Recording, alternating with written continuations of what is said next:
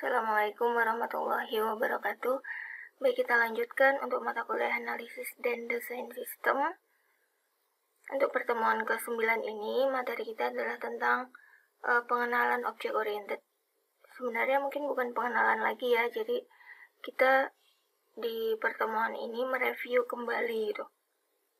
Karena kalian sudah mendapatkan materi tentang objek oriented ini di semester 2. Jadi kita review kembali tentang materi objek oriented yang sudah kalian dapatkan.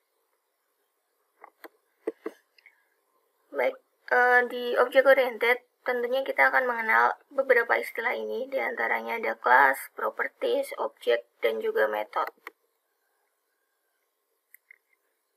Oke, mungkin kalian masih ingat ya apa itu class. Begitu juga dengan istilah-istilah lain, properties, objek, dan juga method yang ada dalam objek oriented. Baik, di sini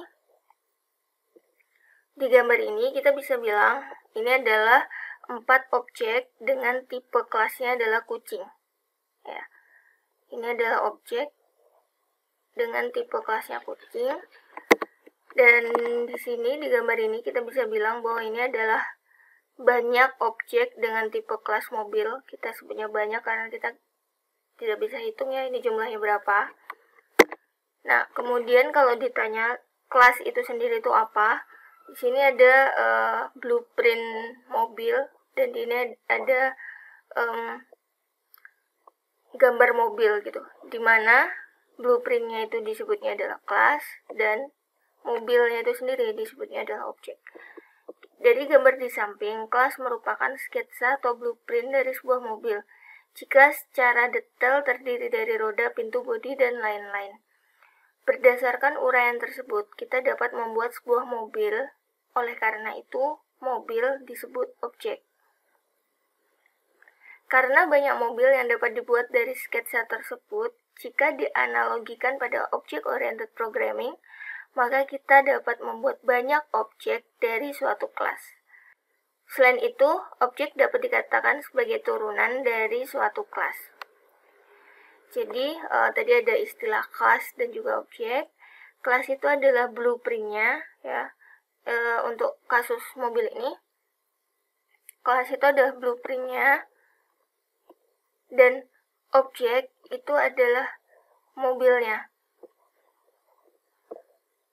Kelas adalah blueprint dari mobil. Nah, objek adalah mobil yang dihasilkan dari blueprint tadi. Mungkin kalau masih bingung kita lanjutkan. Nah, ini mungkin agak lebih mudah pemahamannya. Kelas adalah cetakan atau template atau blueprint ya tadi ya. Jadi cetakannya ini adalah kelas, ya. Dimana objek adalah bukti nyata dari kelas atau apa yang dihasilkan dari kelas tadi itu adalah objek. Cetakannya tadi adalah kelas, kemudian dari kelas tadi kan dihasilkan kue-kue ini kan,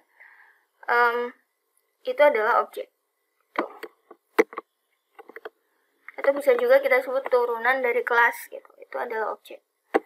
Nah, selanjutnya istilah dari ya beberapa yang perlu kita ingat gitu ya dari object-oriented programming, di mana paradigma pemrograman berdasarkan konsep objek yang dapat berisi data dalam bentuk field atau dikenal juga sebagai atribut atau properties, serta kode dalam bentuk fungsi atau prosedur yang dikenal dengan nama atau metode. Jadi dalam bentuk object-oriented programming itu setiap objek itu dia mempunyai atribut atau properties dan juga metode. Dia punya properties dan juga metode. Semua data dan fungsi dalam paradigma ini dibungkus dalam kelas-kelas ataupun objek. Tadi ya, jadi setiap kelas ataupun objek dia punya properties maupun metode. Setiap objek dapat menerima pesan, memproses data, dan mengirim pesan ke objek lain. Nah, ini ada beberapa contoh. Yang pertama adalah perangkat komputer ini ya. Dia punya properties, diantaranya spesifikasi, dia punya warna, dia punya ukuran, terus kemudian juga materialnya seperti apa. Hal-hal ini itu adalah yang membedakan antara objek satu dengan objek yang lain. Contohnya misalkan spesifikasi, ini bisa menjadikan poin yang membedakan PC satu dengan PC yang lainnya. Begitu juga dengan warna, ukuran, dan juga material. Kemudian metode. Metode bisa mengeluarkan suara. Contoh metode dari PC ini bisa mengeluarkan suara, bisa dimatikan, seperti itu. Metode kita juga bisa sebut metode itu dengan istilah behavior. Atau apa sih yang bisa dilakukan oleh objek, itu bisa disebut dengan metode. Oke.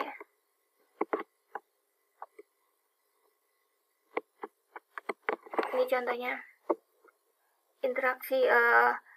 Interaksi mouse mengirimkan pesan dengan keyboard diteruskan ke CPU, kemudian baru menampilkan pesan di layar. Itu contoh metode ya, apa yang bisa dilakukan oleh PC. Kemudian ada contoh lain, yaitu ini ya, mobilnya. Jenisnya beda ini. Ya, sama-sama roda 4 tapi jenisnya beda. Sini mereka punya properties, di antaranya ada merek, tipe, warna, dan juga nomor polisi. Begitu juga mereka punya metode, di antaranya ada maju, mundur, dan juga berhenti. Kemudian ini contoh objek yang lain, ada kucing, dimana kucing itu punya properties, di antaranya warna, usia, jenis kucing kan ada Anggora, ada Persia, dan seterusnya. Kemudian makanannya juga beda-beda. Nah, metode dari kucing diantaranya ada makan, tidur, gitu, minum, dan seterusnya. Itu tadi istilah-istilah yang ada dalam object oriented ya, istilah dasar yang kalian harus ingat. Ada kelas, objek, properties, dan juga metode. Selanjutnya, kita akan mereview kembali kaitannya tentang karakteristik object oriented yang ada 4 ini. Di antaranya ada abstraction, polymorphism, encapsulation, dan juga inheritance.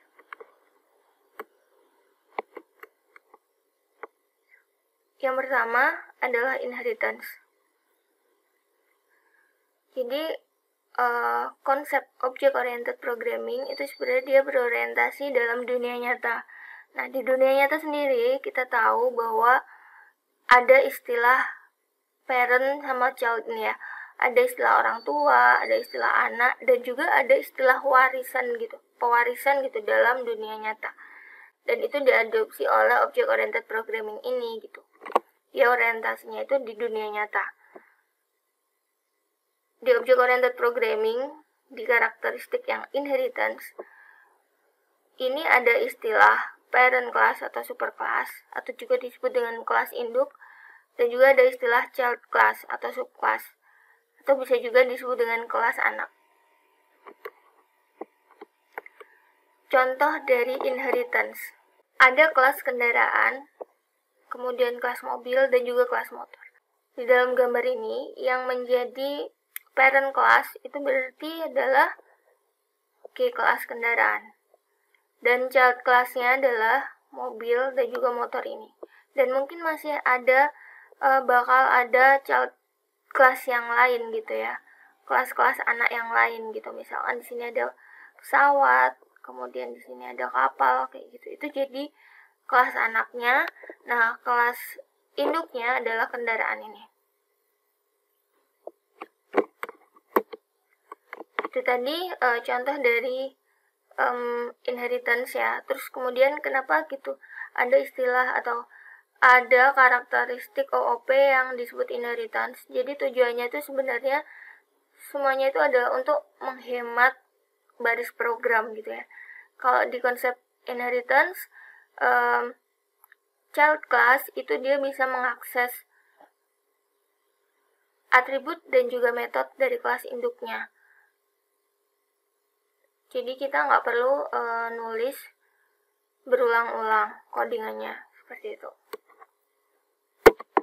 Oke, kita masuk ke karakteristik selanjutnya yaitu encapsulation. Di sini ada objek kucing, dia punya properties dan juga metode, disebutnya X dan juga fx ini ya. Nah, di konsep encapsulation ini, di mana metode dan juga atribut itu dibungkus, makanya disebutnya kan encapsulation ya. Kalian ingat-ingat aja kapsul.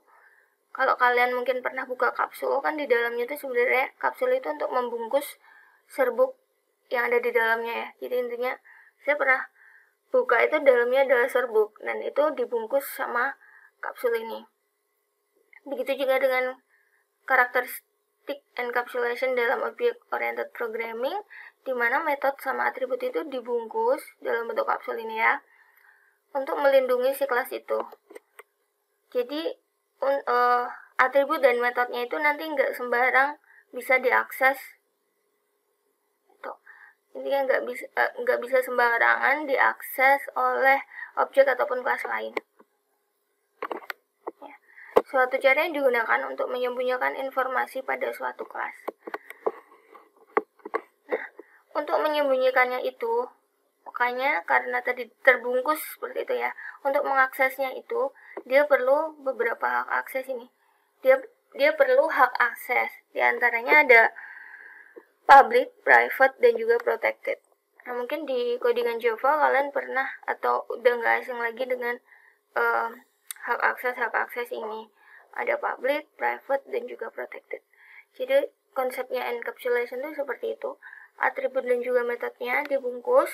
Nah, nanti untuk mengaksesnya ini, ya kelas lain atau mungkin objek lain itu perlu hak akses ini. Kalau misalkan public ya berarti dia bisa diakses kemana aja gitu ya. Properti sama metodenya itu bisa diakses mana aja. Kalau private ya berarti cakupannya nih sempit, dia bisa diakses kelas itu sendiri. Dan seterusnya protected gitu. Itu konsep dari encapsulation. Selanjutnya adalah abstraction, di mana untuk menyembunyikan detail yang tidak terlalu penting dari user. Ini contohnya adalah, ini ada gambar remote TV dan juga smartphone ya. Jadi maksudnya, untuk menggunakan smartphone ataupun remote TV, kita tidak perlu memahami apa yang terjadi di dalam logika elektronik dan juga software di dalamnya. Akan tetapi, kita hanya butuh menekan tombol power dan menyentuh layar smartphone, maupun menekan tombol-tombol pada remote agar smartphone ataupun TV dapat bekerja sebagaimana mestinya. Jadi kalau kita pengen nyalakan TV, yaudah kita pencet aja nih tombol merah yang ada di remote. Udah, tanpa kita tahu tuh di dalamnya ada rangkaian elektronik dan itu seperti apa, logikanya kayak gimana, kita nggak perlu tahu. Intinya kita tahu untuk menyalakan TV, kita pencet tombol yang merah.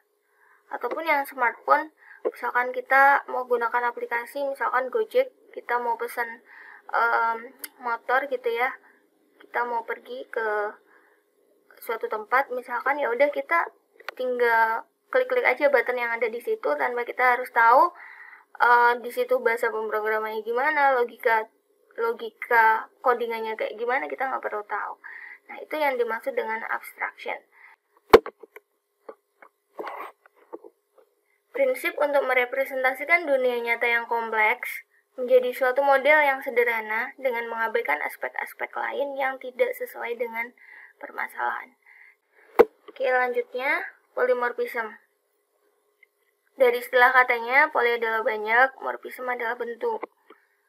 Oke, jadi memiliki banyak bentuk gitu ya. Maksudnya gimana? Ini ada contoh. Misalkan di situ ada input, proses, output ya. Kita kasih satu inputan, diproses ya dengan baris program yang sama. Itu diproses dengan baris program atau kode ini akan menghasilkan output 1. Bagaimana jika kita inputkan dengan input yang berbeda gitu, bukan lagi input 1, tapi input 2. Diproses dengan kode yang sama. Nah, kira-kira outputnya bagaimana? Ya, kaitannya dengan OOP, kelas atau objek mempunyai banyak bentuk dalam hal metode. dengan nama yang sama ya. Bentuk di sini dapat mencakup isi, parameter, maupun tipe data yang berbeda.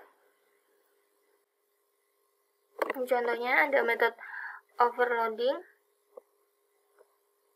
atau static polymorphism dan juga metode overriding atau dynamic polymorphism.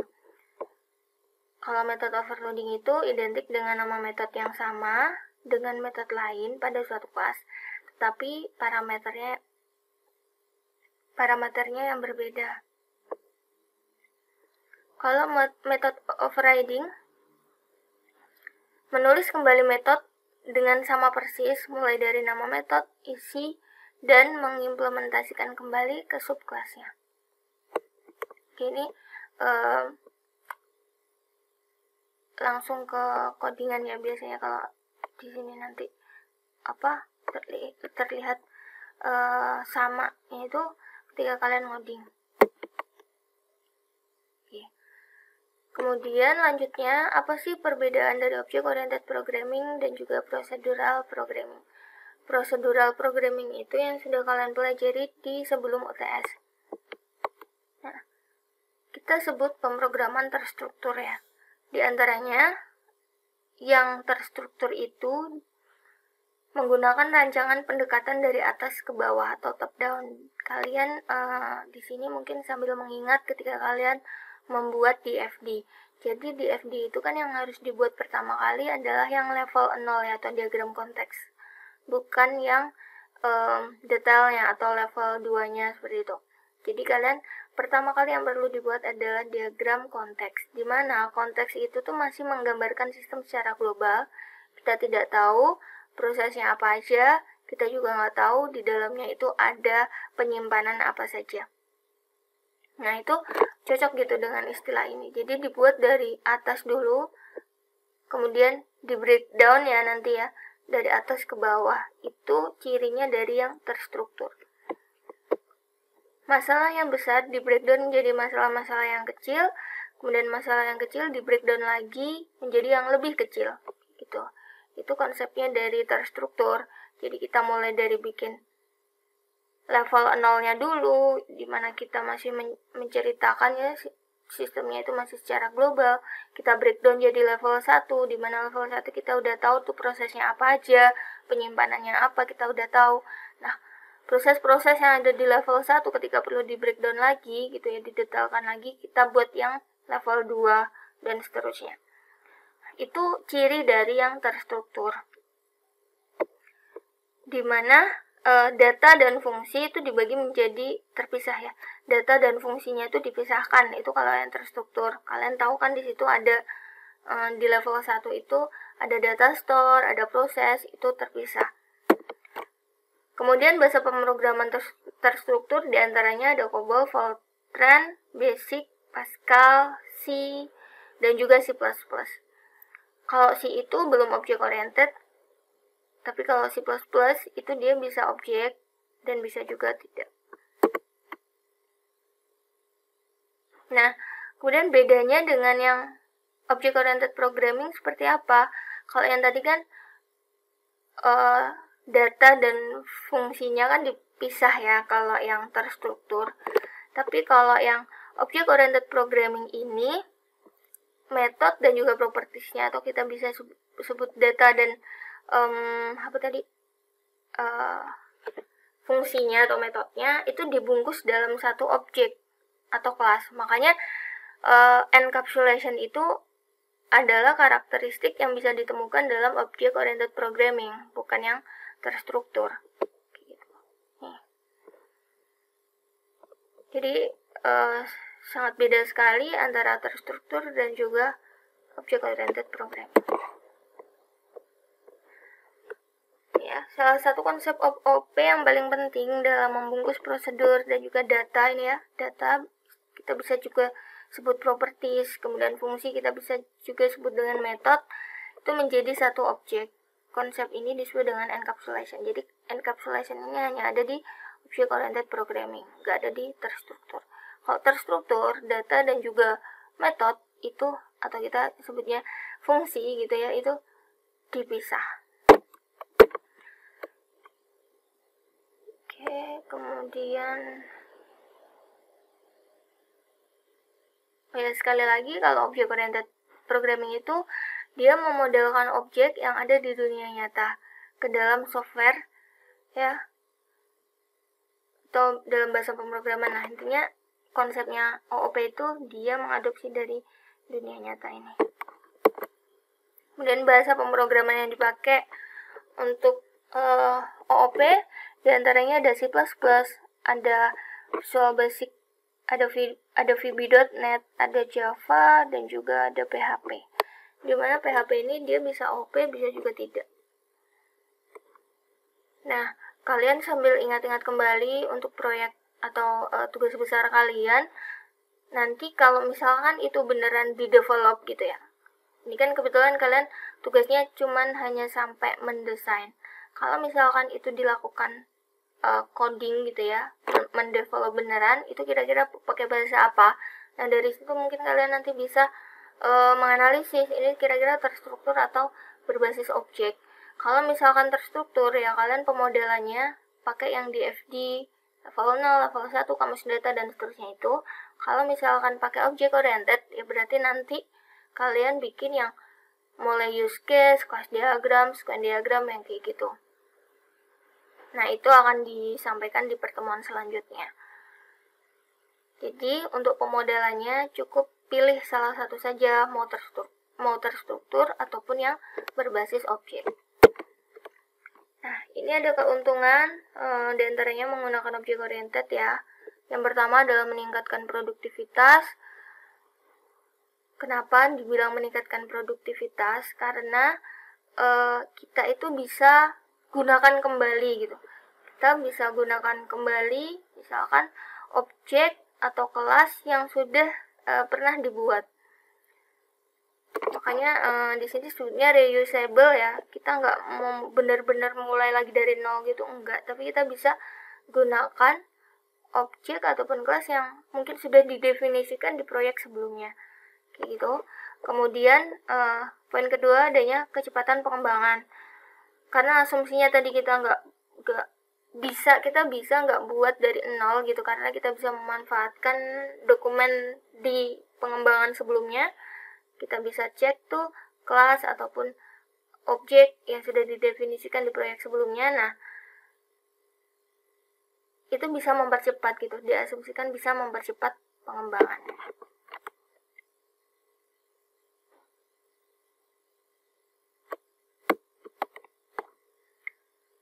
Kemudian ada kemudahan pemeliharaan, kemudian adanya konsistensi, dan juga meningkatkan kualitas perangkat lunak. Itu diantaranya manfaat menggunakan object oriented programming. Cukup sampai sini aja materi kita hari ini di pertemuan 9. Insya Allah kita lanjutkan pertemuan berikutnya untuk pemodelan berbasis objek ya. Jadi pertemuan hari ini kita mereview lagi konsep object oriented itu seperti apa. Nah, untuk pemodelan object oriented programmingnya kita lanjutkan di pertemuan selanjutnya. Oke, mungkin cukup itu aja pertemuan hari ini. Ada kurang lebihnya mohon maaf. Assalamualaikum warahmatullahi wabarakatuh.